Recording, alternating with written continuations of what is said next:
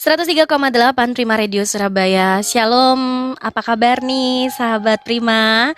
Hari ini Selasa 8 September 2020 kembali saya Ira Nathanael dengan sukacita hadir menemani Anda. Dan siang hari ini kita akan diberkati dengan program Blessing Hour with Happy Family Center. Selama 1 jam ke depan kita akan diberkati dengan puji-pujian dan tentunya dengan kebenaran firman Tuhan.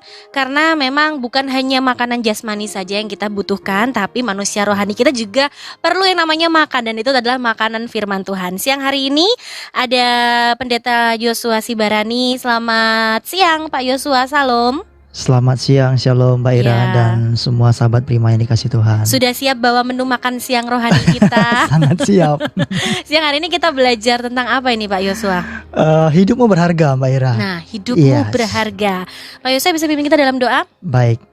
Baik, mari sahabat Prima yang dikasih Tuhan, kita satukan hati, kita berdoa sebelum kita mendengarkan firman Tuhan dan puji-pujian pada siang hari ini. Kami sungguh sangat berterima kasih Tuhan karena kebaikan Tuhan bagi setiap kami. Kami ada dengan segala keberadaan kami pada siang hari ini. Itu bukti cinta Tuhan bagi kami dan anugerah Tuhan bagi kami. Pada siang hari ini Tuhan, kami sungguh-sungguh rindu untuk diberkati melalui pujian, melalui firman Tuhan. Berkati hati kami menjadi tanah yang baik, sehingga firman yang ditaburkan pada siang hari ini dapat bertumbuh, menghasilkan buah, dan hidup kami selalu mempermuliakan nama Tuhan. Terima kasih Bapa Roh Kudus yang sertai setiap kami. Berkati hamba, berkati Mbak Ira, berkati juga semua sahabat Prima yang bergabung bersama-sama dalam program Blessing Hour di Prima Radio pada siang hari ini. Dari awal hingga akhir Blessing Hour ini kami serahkan ke dalam tangan Tuhan, di dalam nama Tuhan Yesus. Haleluya. Amin. Kalau sekarang ini ada sahabat Prima yang merasa kayaknya, aduh, hidupku ini apa sih tujuannya? Tiap hari pagi bangun, kerja, pulang, tidur. Setiap harinya cuma sekedar rutinitas ya Pak Yosua ya. Seringkali kan kita masuk seperti itu. Lalu apa sih hidupku ya cuman Iya. begini-begini aja. Nah, siang hari ini kita diingatkan lagi nih sahabat Prima bahwa kita ini adalah ciptaan Tuhan, dan juga hidup kita nih selain ciptaan Tuhan yang sempurna, hidup kita ini berharga. Setiap kita Iya. punya purpose atau tujuan hidup kita. Silakan Pak Yosua untuk firman Tuhan yang ingin dibagikan untuk sahabat Prima siang hari ini. Baik, terima kasih Mbak Ira. Sahabat Prima yang dikasih oleh Tuhan Yesus Kristus, saya akan membagikan sebuah renungan untuk kita renungkan bersama-sama. Sebab firman Tuhan ini yang menjadi kekuatan bagi setiap kita menghadapi situasi dalam kehidupan kita. Ya. Apalagi di masa-masa ini kita mengalami pergumulan yang dialami oleh semua orang. Biar kita semakin dekat dengan Tuhan, kita mengerti kehendak Tuhan, supaya kita mengerti apa yang menjadi rencana Tuhan, dan itu semua membawa kita kepada sukacita dan damai sejahtera dari Tuhan. Saya baca bagi kita di dalam 1 Petrus pasal 1 ayat 18 sampai ayat 19. Demikian firman Tuhan, sebab kamu tahu bahwa kamu telah ditebus dari cara hidupmu yang sia-sia yang kamu warisi dari nenek moyangmu. Itu bukan dengan barang yang fana, bukan pula dengan perak atau emas, melainkan dengan darah yang mahal, yaitu darah Kristus yang sama seperti darah anak domba yang tak bernoda dan tak bercacat. Saudara, sahabat Prima yang dikasihi oleh Tuhan Yesus Kristus, ada sebuah kisah. Seorang pemuda dari bangsawan Romawi sedang dirampok oleh pajak laut. Lalu si pemuda bangsawan tadi ditahan, dan bajak laut meminta uang tebusan kepada keluarga pemuda bangsawan tadi sebesar 20 talenta perak. Kalau dikurskan sekarang sekitar 8 miliar rupiah saat ini. Mendengar uang tebusan sebesar 20 talenta perak atau 8 miliar rupiah tadi, si pemuda tidak terima. Karena dia merasa kok nilai hidupnya, nilai dirinya itu hanya dihargai senilai 20 talenta perak. Lalu dia minta kepada bajak laut untuk menaikkan harga tebusannya, yaitu sebesar 50 talenta perak. Saudara yang dikasihi oleh Tuhan Yesus Kristus, sahabat Prima, siapakah pemuda tersebut? Pemuda tersebut adalah seseorang yang sangat terkenal, yaitu Julius Caesar. Meskipun dia meminta harga tebusan menjadi 50 talenta perak, seolah hal itu mengindikasikan bahwa hidupnya itu hanya dihargai senilai 50 talenta perak. Saudara, firman Tuhan berkata bahwa kita sebagai orang-orang percaya memiliki nilai hidup yang sangat berharga dan tidak ternilai. Mengapa saya katakan demikian? Seperti yang kita baca tadi, dikatakan bahwa kita ini telah ditebus dari cara hidup kita yang sia-sia. Dan dikatakan bukan dengan barang yang fana, bukan pula dengan perak atau emas, tetapi dengan darah yang tidak bernoda dan tidak bercacat. Petrus menuliskan firman ini kepada orang-orang yang ada di Asia Kecil, Galatia, Kapadokia pada waktu itu. Kenapa? Karena jemaat atau orang-orang Kristen yang ada di Asia Kecil, Galatia, Kapadokia, dan daerah sekitarnya itu mengalami keadaan yang buruk, di mana mereka dikucilkan, diremehkan, dan dianggap tidak berharga. Karena itu mereka mengalami yang namanya krisis identitas. Kenapa saya berkata demikian? Kalau kita baca di dalam pasal 1 ayat 1, dikatakan demikian. Dari Petrus, Rasul Yesus Kristus kepada orang-orang pendatang yang tersebar di Pontus, Galatia, Kapadokia, Asia Kecil, dan Bitinia. Jadi pembaca surat 1 Petrus ini adalah orang-orang pendatang. Siapa mereka? Mereka adalah orang Yahudi yang tersebar dan tinggal di wilayah yang disebutkan tadi, Pontus, Galatia, dan sebagainya. Karena mereka adalah orang pendatang, maka mereka adalah kaum marginal, kaum yang dikucilkan, mereka kaum minoritas. Dan hal itu juga sangat jelas tertulis di dalam pasal 2. Pasal 2 dikatakan demikian di dalam ayat 12. Milikilah cara hidup yang baik di tengah-tengah bangsa-bangsa bukan Yahudi. Jadi mereka ini adalah orang Yahudi yang hidup di tengah bangsa bukan Yahudi. Supaya apabila mereka memfitnah kamu sebagai orang durjana. Jadi pembaca surat 1 Petrus ini mengalami fitnah dari orang-orang non-Yahudi di Asia Kecil pada waktu itu. Mereka dapat melihatnya dari perbuatan-perbuatanmu yang baik dan memuliakan Allah pada hari Ia melawat mereka. Bahkan di dalam ayat 18 dalam pasal 2 dikatakan, hai kamu hamba-hamba. Jadi pembaca surat 1 Petrus ini adalah mayoritas budak atau hamba-hamba di Asia Kecil pada waktu itu. Bisa kita bayangkan bagaimana posisi seorang budak atau hamba dalam konteks pada waktu itu. Sama sekali tidak memiliki harga diri, sama sekali tidak memiliki hak.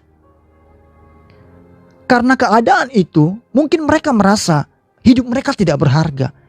Tetapi Petrus mengatakan kepada mereka bahwa hidup mereka itu berharga. Sebab apa? Sebab mereka telah ditebus oleh Tuhan Yesus Kristus. Nah, di tengah situasi sulit seperti itulah mereka perlu mengenal siapa diri mereka yang sebenarnya. Sahabat beriman yang dikasihi oleh Tuhan Yesus Kristus, konsep penebusan itu adalah hal yang sangat lumrah terjadi dalam kebudayaan orang Yahudi, Yunani, bahkan Romawi pada waktu itu. Dalam konsep penebusan, sesuatu yang ditebus itu haruslah ditebus dengan harga yang sesuai. Sebagai contoh, apabila seorang budak itu ingin ditebus, maka mereka akan melihat kualitas budak tersebut. Kalau budak tersebut masih muda, maka harga tebusannya akan sangat mahal. Sebaliknya, apabila budak tersebut orang yang sudah tua, maka harga tebusannya pun akan murah. Kita mungkin pernah mendengar kualitas menentukan harga, gitu ya. Kalau kita memilih barang, kalau kita mendapatkan barang dengan harga murah, jangan harap kualitasnya bagus. Benar nggak Mbak Ira? Gitu ya. Iya betul, ibaratnya mau murah tapi minta selamat gitu ya. Iya kan? Tapi kalau kita ingin mendapatkan kualitas barang yang bagus, tentu kita akan bayar dengan harga yang mahal. Betul. Ini Mbak Ira pasti berpengalaman sekali gitu ya. Apalagi ya namanya pakaian wanita, tas wanita itu kan beragam harga. Tentu kan kalau kualitasnya bagus tentu harganya akan mahal. Jadi Kenapa Tuhan itu sampai mau memberikan hidupnya yang berharga itu, darahnya tadi tertumpah bagi kita? Karena ternyata kita tebusan ini berharga seperti dia. Jadi dia itu memberikan hidupnya yang berharga itu untuk kita. Karena apa? Karena dia tahu bahwa hidup kita ini berharga seperti darahnya yang tidak ternilai tadi. Oleh sebab itu, saudara, Yesaya berkata di dalam Yesaya pasal 52 ayat 3. Sebab beginilah firman Tuhan, kamu dijual tanpa pembayaran, maka kamu akan ditebus tanpa pembayaran juga. Jadi katanya kalau kamu itu dijual tanpa pembayaran, maka kamu pun akan ditebus tanpa pembayaran. Kalau kamu itu free, maka kamu juga akan didapatkan dengan cuma-cuma. Nah, kalau kita mengkontraskan itu, bisa juga berarti kalau kamu dijual dengan harga yang mahal, maka kamu akan ditebus dengan harga yang mahal. Oleh sebab itu, nilai hidup kita sebagai orang Kristen ini tidak ditentukan oleh nilai atau pendapat serta pandangan dari orang di sekitar kita, tetapi oleh pengorbanan Tuhan Yesus Kristus di kayu salib, sebagaimana yang dikatakan oleh Petrus bagi kita. Sadarkah kita, saudara-saudara yang dikasihi oleh Tuhan, sahabat Prima, bahwa karya Yesus Kristus, yaitu karya terbesar itu, menentukan nilai hidup kita? Ada 3 hal yang akan kita renungkan pada siang hari ini. Apa nilai hidup kita berdasarkan pengorbanan Tuhan Yesus Kristus? Yang pertama, hidupmu kekal. Kenapa saya katakan demikian? Petrus berkata, bukan dengan barang yang fana. Jadi Petrus itu mengkontraskan harga tebusan kita itu dengan barang yang fana. Dalam bahasa asli itu menggunakan kata phtartois. Dalam bahasa Inggris diterjemahkan perishable. Artinya apa? Mudah busuk. Harga tebusan kita ini bukan dengan barang yang mudah busuk atau mudah rusak, tetapi dikatakan hidup kita ditebus dengan barang yang kekal. Kekal adalah lawan kata dari fana. Oleh sebab itu, Yohanes pasal 3 ayat 16 berkata, karena begitu besar kasih Allah akan dunia ini, sehingga ia telah mengaruniakan anaknya yang tunggal, supaya setiap orang yang percaya kepadanya tidak binasa, melainkan beroleh hidup yang kekal. Jadi setiap orang yang ditebus oleh Tuhan dan percaya kepada Tuhan Yesus Kristus, maka hidupnya menjadi kekal. Dia beroleh hidup yang kekal dan jaminan hidup kekal bersama dengan Tuhan. Hal yang sama ditegaskan oleh Yohanes dalam suratnya 1 Yohanes pasal 5 ayat 13. Semuanya ini kutuliskan kepadamu, supaya kamu yang percaya kepada anak Allah yaitu Yesus tahu bahwa kamu memiliki hidup yang kekal. Saudara, jadi nilai hidup kita yang pertama adalah hidup kita ini kekal. Apa aplikasi dalam hidup kita? Lakukanlah hal-hal yang bernilai kekal, karena hidup kita ini kekal. Artinya apa? Kita mendapatkan jaminan hidup yang kekal kelak bersama dengan Bapa kita di surga. Fokuslah kepada hal-hal yang bernilai kerajaan Allah, bukan dunia ini. Sebab apa? Dikatakan dalam Yohanes pasal 5 ayat 29. Dan mereka yang telah berbuat baik akan keluar dan bangkit untuk hidup yang kekal. Tetapi mereka yang telah berbuat jahat akan bangkit untuk dihukum. Orang yang mendapatkan hidup kekal itu akan ditunjukkannya, diwujudkannya lewat perbuatan hidupnya atau buah-buah dalam hidupnya. Orang-orang yang sudah percaya itu secara pasti ketika dia mau belajar dan tunduk kepada firman Tuhan, dia akan melakukan firman Tuhan. Jadi dalam konsep iman Kristen itu, kita berbuat baik bukan supaya kita mendapatkan hidup yang kekal, tapi sebaliknya, karena kita sudah mendapatkan hidup yang kekal. Perbuatan baik adalah bukti bahwa Anda, sahabat Prima dan saya, mendapatkan hidup yang kekal. Dan dikatakan dalam Yohanes pasal 6 ayat 27, bekerjalah bukan untuk makanan yang akan dapat binasa. Hari-hari ini kita tahu perkara sulit, situasi sulit dialami oleh banyak orang di sekitar kita. Mungkin dari antara kita pun mengalaminya. Karena pandemi COVID-19 ini membuat ekonomi kita mungkin berantakan. Hubungan suami istri dengan anak juga mungkin mengalami disharmonisasi dan sebagainya. Sosial kita juga terkendala, ada masalah karena pandemi ini. Saudara terkasih, jangan itu semua membuat kita merasa bahwa hidup kita ini tidak berharga. Semua yang terjadi apapun itu terjadi atas izin Tuhan. Bahkan rambut kita pun jatuh itu atas izin Tuhan. Yang Tuhan mau apa? Fokuslah kepada hal-hal yang bernilai kekal. Kita jangan sampai bekerja siang malam tanpa menyediakan waktu untuk Tuhan. Kita lupa beribadah kepada Tuhan, apalagi sekarang mungkin kebanyakan gereja mengadakan ibadah online. Kita berpikir, ibadah online kan bisa kita ikuti kapan saja, gitu ya. Saudara-saudara, itu adalah sikap yang salah. Tapi kita harus di situasi sulit ini semakin mendekatkan diri kita kepada Tuhan, menunjukkan bahwa kita adalah orang-orang yang bernilai kekal di hadapan Tuhan. Itu yang pertama.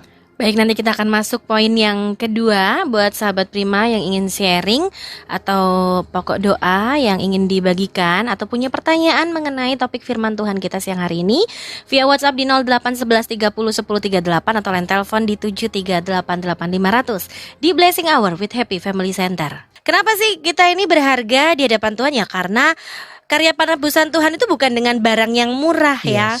Barang murah, barang second, barang bekas. No, itu dengan darah Yesus yang begitu mahal, yang tidak ada harganya, tidak ternilai ya Kak Yosua ya. Baik, lalu poin yang kedua ini apa ini Pak Yosua? Baik Mbak Ira, terima kasih. Nah sahabat Prima dikasih Tuhan, yang kedua adalah nilai hidup kita apa? Nilai hidup kita, hidupmu mulia. Katakan di dalam hati kita kepada diri masing-masing, hidupku mulia. Petrus berkata demikian, bukan pula dengan perak atau emas. Petrus juga mengkontraskan harga tebusan kita itu dengan perak atau emas. Bahkan meskipun perak atau emas itu adalah logam mulia yang berharga pada zaman itu, juga mungkin zaman sekarang perak dan emas menjadi sesuatu yang berharga, logam mulia. Tapi nilai tebusan Tuhan Yesus Kristus di kayu salib itu melebihi perak dan emas yang dianggap orang berharga pada waktu itu dan zaman sekarang. Berarti hidup kita itu mulia bagi Tuhan, sehingga Dia menebus kita dengan darahnya yang mulia, bukan dengan sesuatu yang tidak mulia. Nah, Roma pasal 8 ayat 30, Paulus berkata demikian, dan mereka yang ditentukannya dari semula, mereka itu juga dipanggilnya. Dan mereka yang dipanggilnya, mereka itu juga dibenarkannya. Dan mereka yang dibenarkannya, mereka itu juga dimuliakannya. Kita yang telah ditentukan Tuhan sejak awal sebelum dunia dijadikan, dikatakan Paulus di surat Efesus, itu kita dipanggil Tuhan. Setelah dipanggil kita dibenarkannya. Kita mengalami yang namanya sanctification, justification, pembenaran. Dan kita yang dibenarkan itu juga dimuliakan oleh Tuhan. Saudara, oleh sebab itu hidup kita ini sangat berharga karena hidup kita ini mulia. Sebab kita dimuliakan oleh Tuhan. Bukan dengan usaha kita, bukan dengan perbuatan baik kita, bukan dengan apa yang kita lakukan dalam hidup kita kepada Tuhan. No, tapi karena anugerah Tuhan. By His grace. Oleh sebab itu, sahabat Prima, saudara-saudara yang dikasihi oleh Tuhan Yesus Kristus, apa yang harus kita lakukan ketika kita menyadari bahwa hidup kita itu mulia? Kita harus memuliakan Tuhan dengan tubuh kita. 1 Korintus 6 ayat 20, firman Tuhan berkata demikian. Sebab kamu telah dibeli dan harganya telah lunas dibayar. Jadi penebusan Tuhan itu bukan kredit, bukan ngutang Bapak Saudara. Tapi apa? Kita telah dibeli dan harganya telah lunas dibayar. Karena itu, artinya apa? Ketika ada kata sambung karena itu berarti ini sebab akibat. Oleh sebab kita telah dibeli dan harga kita lunas dibayar oleh pengorbanan Tuhan Yesus di kayu salib, kita harus apa? Memuliakan Allah dengan tubuh kita. Muliakanlah Allah dengan tubuhmu. Dikatakan di dalam surat lain bahwa tubuh kita ini adalah bait Roh Kudus. Artinya apa? Bapak Saudara, hidup kita ini bukan kita lagi, tapi Kristus yang hidup di dalam kita. Mari kita menggunakan tubuh kita ini untuk sesuatu yang memuliakan Tuhan, kata firman Tuhan. Dengan apa? Kita tidak menggunakan tubuh kita ini untuk berbuat hal-hal yang tidak berkenan kepada Tuhan. Seperti apa? Kita berbuat atau melakukan dosa, hamartia, sesuatu yang melenceng dari kehendak Tuhan. Nah, bahkan Paulus berkata, dalam perkara makan minum pun itu kita harus lakukan untuk memuliakan Tuhan. Bayangkan Bapak Saudara, makan minum loh itu hal yang biasa, hal yang sangat simple dalam hidup kita. Ya kan, hal yang kita kira udah biasa, minum kan hal yang perkara yang kecil. Tuhan katakan perkara yang kecil pun yang kita lakukan dalam hidup kita itu harus kita lakukan untuk memuliakan Tuhan. 1 Korintus 10 ayat 31. Aku menjawab, jika engkau makan, dikatakan jika engkau makan, atau jika engkau minum, atau jika engkau melakukan sesuatu yang lain, everything, lakukanlah semuanya itu, all. Untuk apa? Kemuliaan Allah. Saudara-saudara, apabila kita sebagai orang Kristen seringkali menggunakan tubuh kita yang adalah bait Roh Kudus ini untuk mendukakan Tuhan, mendukakan Roh Kudus, mari kita mohon ampun kepada Tuhan. Mintalah intervensi Roh Kudus dalam hidup kita, supaya tubuh kita ini yang telah ditebus ini kita gunakan untuk memuliakan Tuhan. Kita gunakan untuk apa? Kita gunakan untuk melakukan sesuatu yang membanggakan Tuhan. Kita melakukan pelayanan dengan sungguh-sungguh karena kita mencintai Tuhan. Kita juga bisa melakukan perbuatan-perbuatan yang baik kepada orang-orang di sekitar kita, menjadi saksi Kristus. Sebagaimana yang ditekankan oleh Tuhan Yesus di dalam Matius pasal 5 ayat 13-14. Kita adalah garam dan terang dunia. Identitas kita garam dan terang dunia, Bapak Saudara. Artinya apa? Mau tidak mau, ketika kita menjadi orang-orang pilihan Tuhan dan kita percaya kepada Dia, menerima Dia sebagai Tuhan dan Juru Selamat kita, darahnya yang tertumpah di kayu salib itu menjadikan kita mulia. Oleh sebab itu, saudara yang dikasihi oleh Tuhan Yesus Kristus, saya percaya ketika kita sungguh-sungguh hidup dalam iman kita yang sejati kepada Tuhan Yesus, maka Roh Kudus yang hidup, yang termeterai dalam hidup kita ini, yang akan selalu menuntun kita, guide us, membimbing kita, memimpin kita untuk hidup selalu dalam kehendak Tuhan, menghasilkan buah-buah roh, bukan perbuatan-perbuatan daging. Oleh sebab itu, mari saya mendorong kita semua untuk sungguh-sungguh menyadari hal ini, bahwa hidup kita mulia di mata Tuhan, sebab Dia menebus kita bukan dengan barang yang fana, bukan dengan emas perak, tapi jauh melebihi daripada itu. Muliakanlah Tuhan dengan tubuh dan hidup kita setiap hari. Masih di Blessing Hour with Happy Family Center, dan ini segmen terakhir ya. Kita masih diberkati dengan firman Tuhan, hidupmu berharga. Nah, ini Pak Yosua ada yang sharing nih dari Ibu Hana yang ada di Simo. Shalom Pak Yosua, shalom Mbak Ira.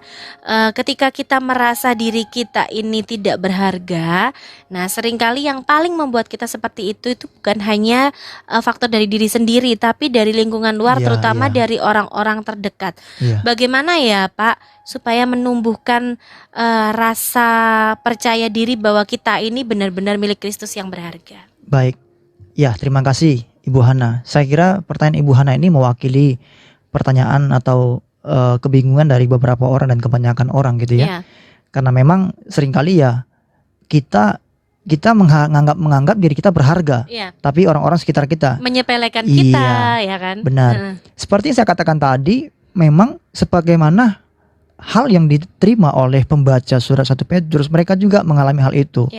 Jadi mereka itu dikucilkan, mereka dianggap remeh, dikatakan kamu budak, kamu gak berharga dan sebagainya. Mungkin menurut ukuran mereka, karena status sosial mereka itu adalah budak, tidak berharga.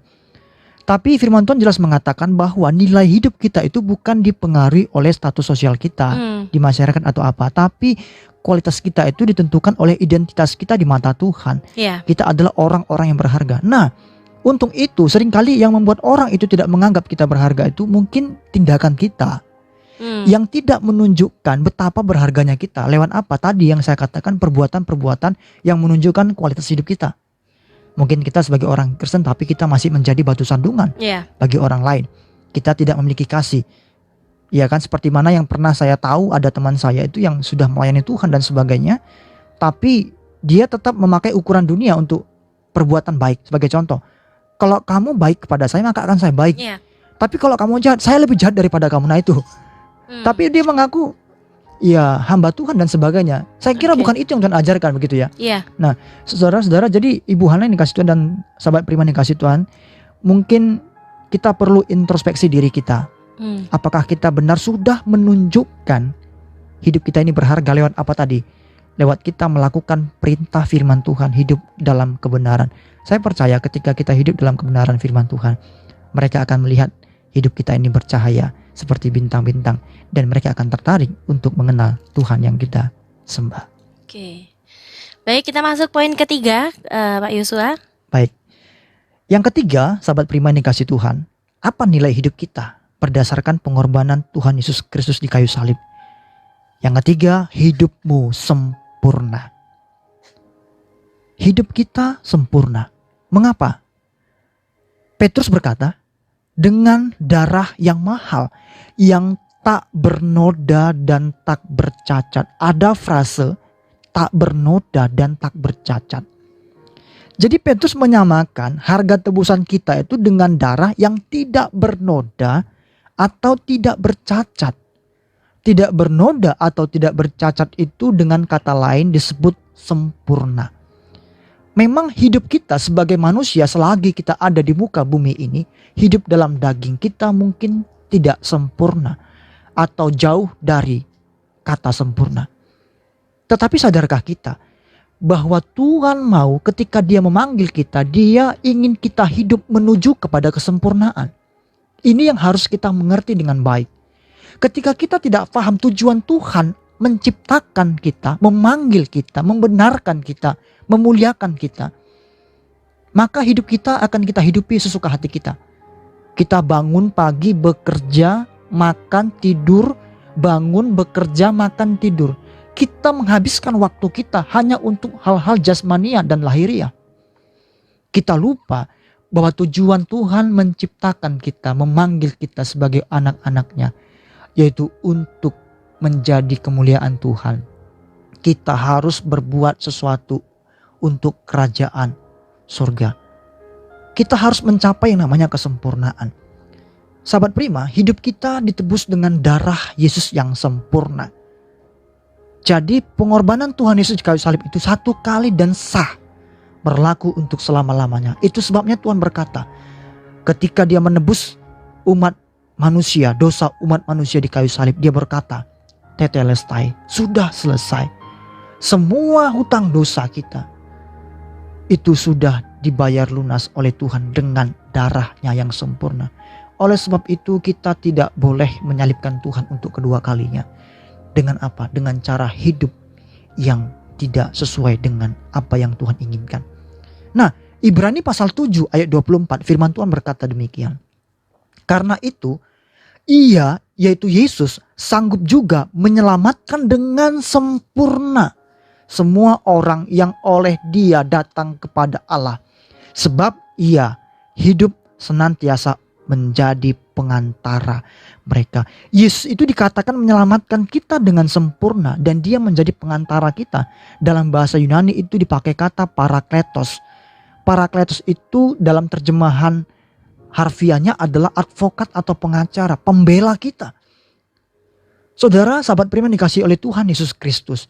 Jadi meskipun orang mungkin menganggap kita orang-orang yang sok suci atau sok kudus dengan kita beribadah, rajin ibadah gitu ya.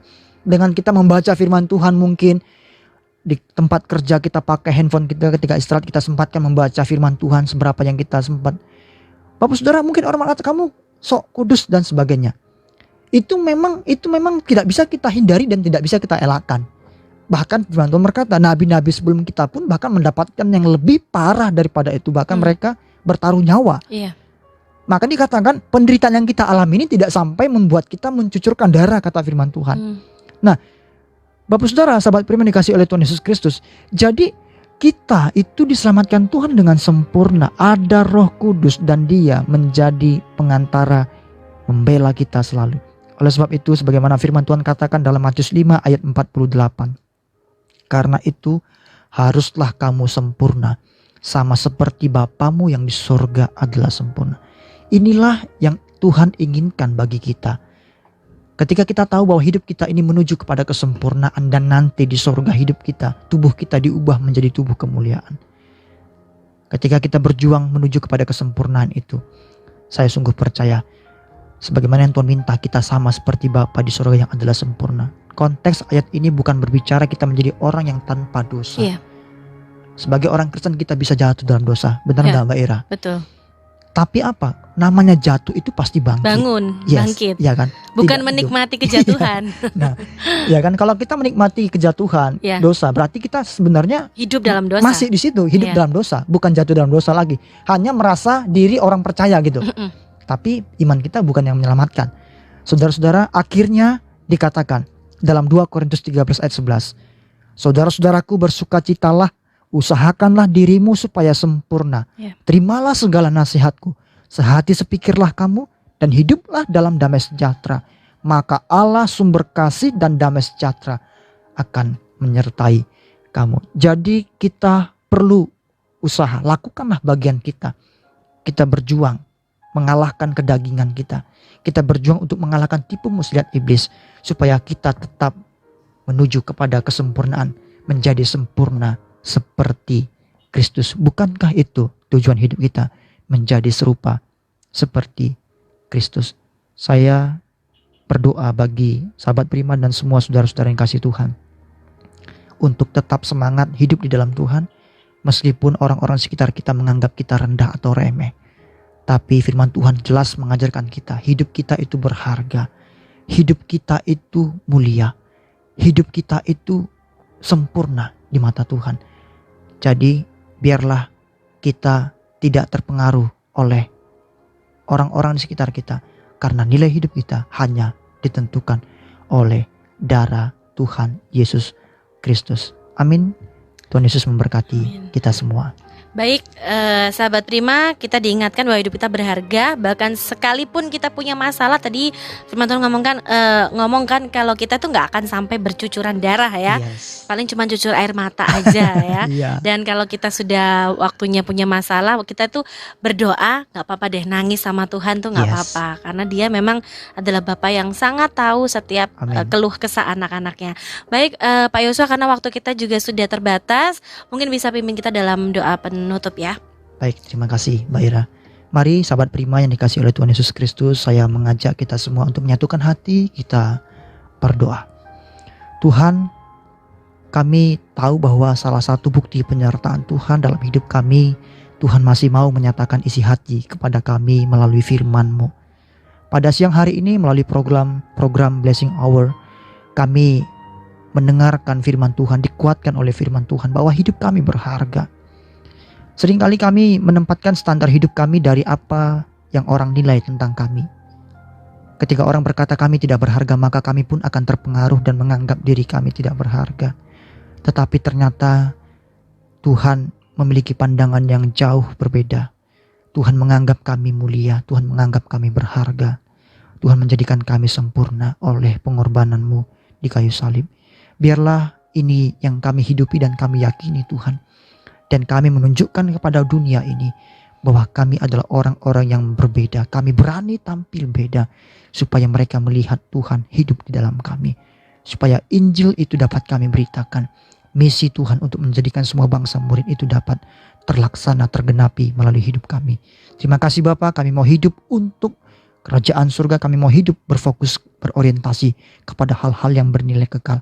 Dan kami percaya ketika kami mendahulukan Tuhan dan kebenarannya, maka apa yang kami butuhkan Tuhan pasti cukupkan. Apabila dia ada di antara sahabat Prima yang sakit, Tuhan sembuhkan. Di dalam nama Tuhan Yesus Kristus, yang lemah iman Tuhan kuatkan kembali, bangkitkan kembali. Yang punya masalah, pergumulan dalam keluarga, Tuhan yang berikan jalan keluar, sebab Tuhan adalah jawaban hidup kami. Terima kasih Bapa. Kami berdoa juga bagi Prima Radio, berkati semua pimpinan dan staf yang ada. Berkati juga Mbak Ira yang telah melayani bersama-sama dengan kami pada siang hari ini. Engkau yang menambah-nambahkan berkat yang daripada Tuhan, sukacita, damai sejahtera. Apa yang menjadi kerinduan hatinya, Tuhan yang tolong sesuai dengan kehendak Tuhan. Dan semua sahabat Prima juga yang boleh mendengarkan firman Tuhan dapat diberkati dan membagikan berkat ini kepada banyak orang. Kami berpisah, tetapi damai sejahtera Allah tetap menyertai, memberkati setiap kami sepanjang hidup kami. Di dalam nama Tuhan Yesus kami berdoa dan kami sungguh diberkati oleh Tuhan. Haleluya. Amin. Terima kasih Pak Yosua untuk berkat firman Tuhannya. Kita berjumpa di lain kesempatan. Tuhan Sama-sama Yesus Mbak Ira, berkati. Tuhan berkati. Baik sahabat Prima, demikian program Blessing Hour with Happy Family Center. Anda bisa simak setiap hari Selasa dari jam 1 siang sampai jam 2 siang. Akhir kata, tetaplah lakukan segala sesuatunya bersama Tuhan dan untuk Tuhan. God bless you all.